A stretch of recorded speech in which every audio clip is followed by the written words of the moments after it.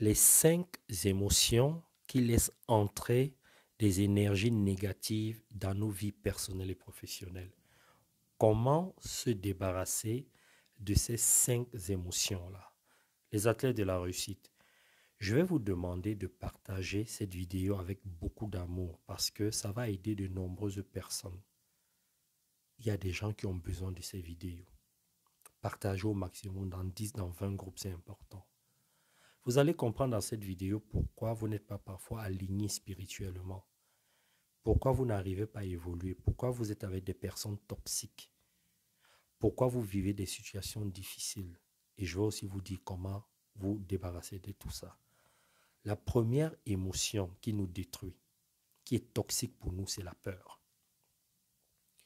Alors, la peur à faible dose, c'est quelque chose de bien. C'est une émotion positive à faible dose. Parce que la peur nous amène à être prudents, à faire attention. Ça nous protège. Par exemple, tu es chez toi et subitement, tout s'éteint. Tu vas avoir peur. Alors, quand tu as peur comme ça, il faut tout de suite que tu te dises qu'il faut que tu vives dans la prudence. La prudence, c'est quoi? C'est de se dire, si je vais par exemple me rendre dans ma cuisine ou dans mes toilettes parce que tout est éteint, je ne vois plus rien, je vais faire attention, je vais marcher, je vais faire des petits pas, je vais toucher les murs, je vais faire attention juste à ce que j'arrive à ma cuisine ou dans mes toilettes. Donc, je marche, je vais vers un objectif. Mais la plupart des gens ne font pas ça. Ce que la plupart des gens font, c'est qu'ils vivent dans la panique. La panique, c'est l'insécurité à forte dose. C'est lorsque tu penses que tout le monde veut te faire du mal.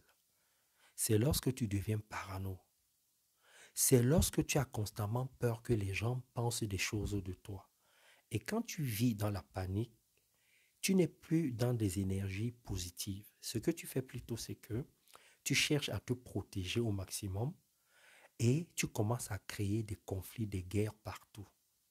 C'est la raison pour laquelle vous allez vous rendre compte qu'en amitié, dans vos vies, vous allez vous rendre compte qu'il y a des gens qui passent leur temps à se protéger.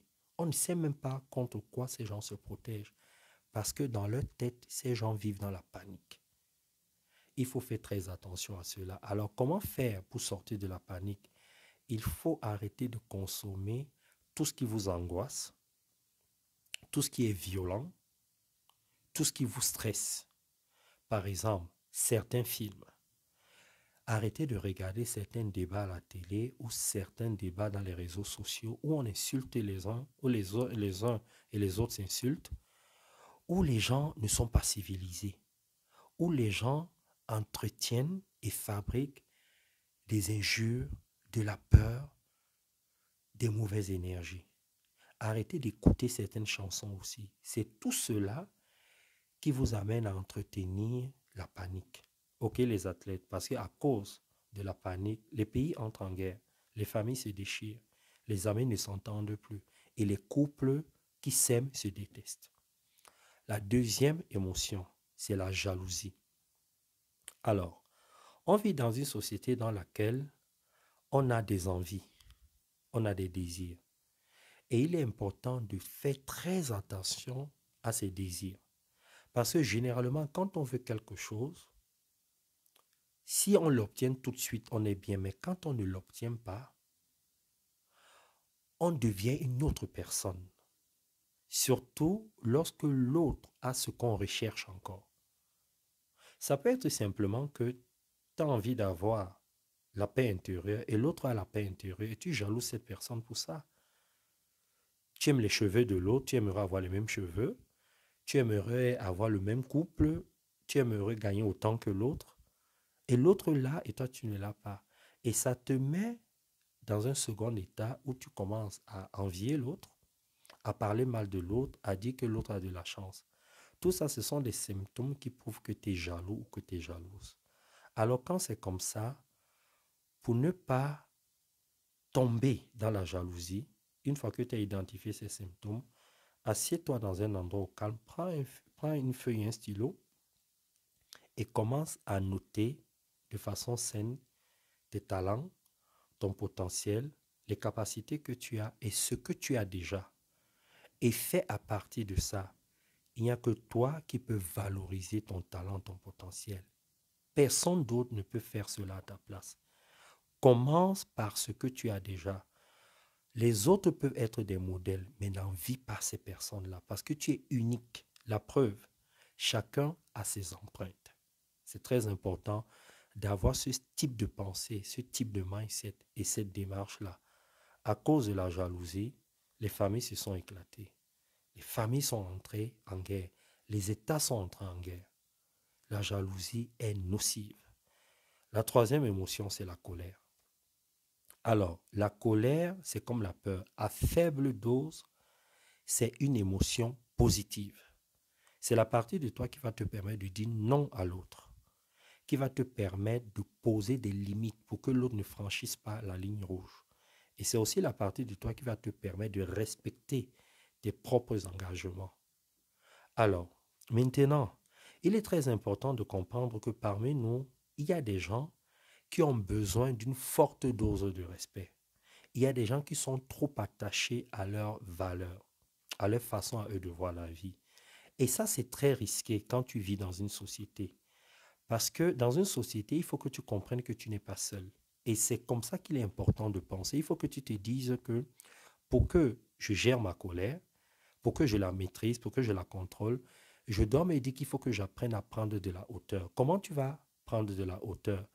C'est en comprenant qu'il est parfois important de s'adapter aux autres, de composer avec la différence, de se dire, l'autre n'a pas la même opinion que moi, l'autre peut me contredire, l'autre peut avoir un comportement, des valeurs différents, et donc, moi, ce que je vais faire, c'est qu'il faut que j'apprenne à composer. En faisant ça, tu vas lâcher prise.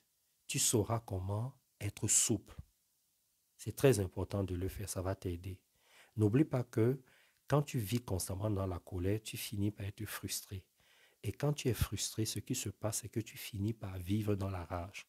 Ce que la plupart des gens vivent, c'est la rage, ce n'est pas la colère. Quand tu vois que quelqu'un commence déjà à parler, à t'insulter, à parler d'une certaine façon, de façon violente, ou même de façon vive, la personne n'est plus dans la colère, elle pense qu'elle est dans la colère, mais elle est dans la rage verbale.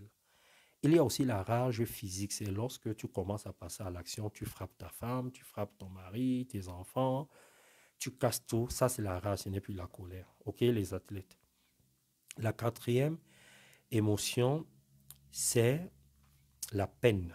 Alors, la peine, c'est la partie de nous qui nous fait ressentir qu'on est triste parce qu'on a perdu un être cher, parce qu'on a perdu un travail, un amoureux, une clé. C'est pas quelque chose d'important. Ça peut être même des lunettes, un travail.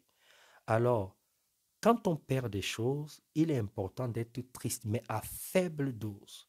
Parce que vivre constamment dans la tristesse, ça finit par te plonger dans la dépression.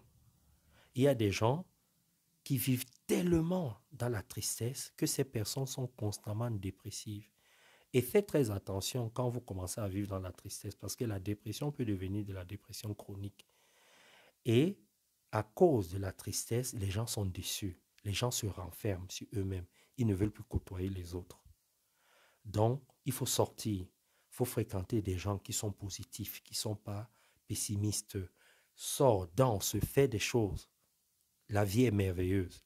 Médite, fais beaucoup de choses, ok? La troisième émotion qui est négative, c'est la possessivité.